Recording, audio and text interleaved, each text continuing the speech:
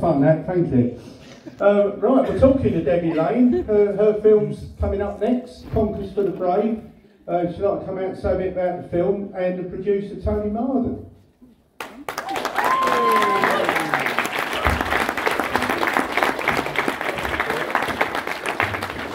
Hi everyone.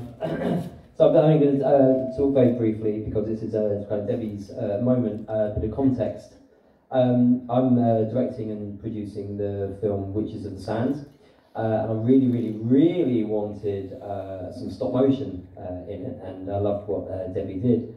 I sort of grew up watching Harryhausen and Spank Meyer and people like that, and I was, gobsmacked with Debbie's sort of enthusiasm and attention to detail and the kind of love she puts into her work.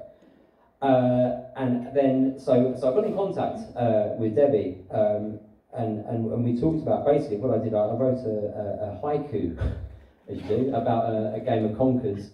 Haiku is a Japanese form of poetry with 17 syllables, 575 syllables in each line, about this weird game of conkers. And I got in contact with Debbie, and we chatted about it, and we shared some ideas, and I kind of came up with a little illustration, and Debbie kind of ran with it and liked what we were talking about, and basically kind of created a masterpiece based on a weird haiku about two guys playing conkers.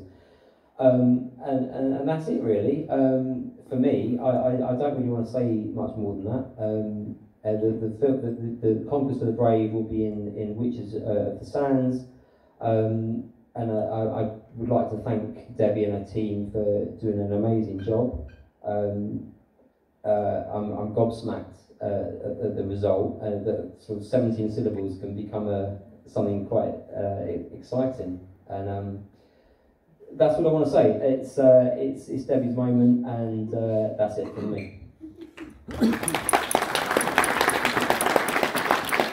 One thing Tony didn't mention there was the fact that we had some postcards out near the video dungeon? Yeah, that's right. For Conkers, but on the back of them they've got QR codes which will show Tony's trailer for Witches of the Sands if anyone's interested in how that's going at the moment. Just as an aside, I also brought the postcards for All Consumed, and there's a QR code on the back of that for the full film. So if anyone didn't see the film that Curse of 102 kind of inspired, then pick up one of those and you should be able to just scan it and see the whole thing.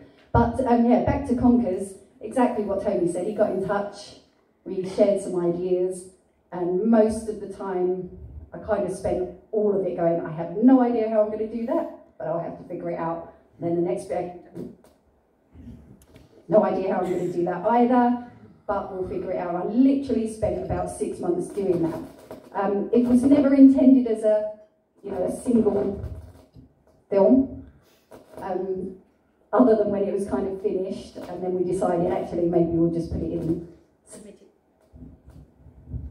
submit it to Southend-on-Sea as a single showing before it comes out in Witches of the Sands. But just wanted to say thank you Paul again, because without Paul, without Southend-on-Sea, literally none of these animations would actually exist, because I wouldn't have thought to do them. So yeah. Other than that, this is very annoying. The music score was actually done by my brother. Can you just do a little stand up quickly? I literally set him with the task of creating a hillbilly, country and western horror score, which sounded really easy to me. I don't know why he had a problem with it, but no. Apparently he didn't. He did really well. But yeah, after we got it finished, submitted it here, and hopefully it's okay. I'll let you decide. Thank you. Just in quiet. Go through. If anyone wants to see them, I'll bring them over to the dungeon later as well.